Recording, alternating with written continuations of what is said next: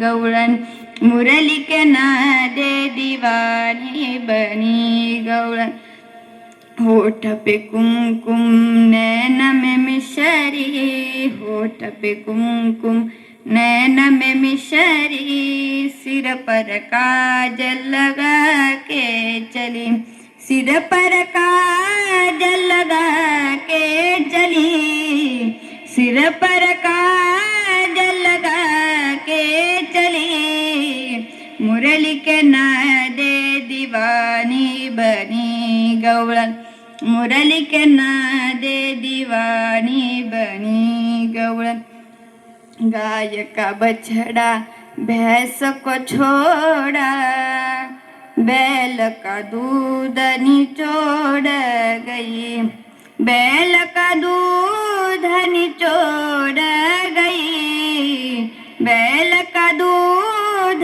निचोड़ गई मुरली के नादे दीवानी बनी गौळण मुरली के नादे दीवानी बनी गौळण दीवानी बनी मैं दीवानी बनी दीवानी बनी मैं दीवानी बनी मुरली के नादे दीवानी बनी गौळण म्हणजे त्या भगवंताला बघितल्याच्या नंतर गवळणी सुद्धा देहभान विसरून जायच्या.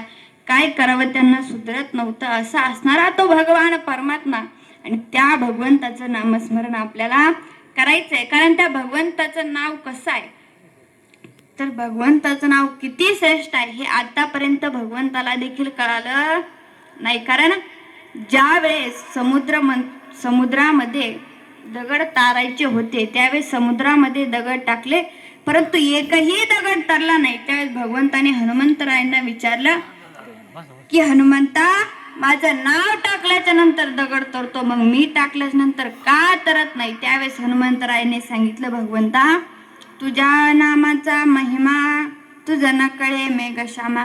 म्हणजे त्या भगवंताचं नाव कसं आहे हे आतापर्यंत भगवंताला देखील कळलं नाही. मग त्या भगवंताचं नाव कसं आहे सांगून जाईल.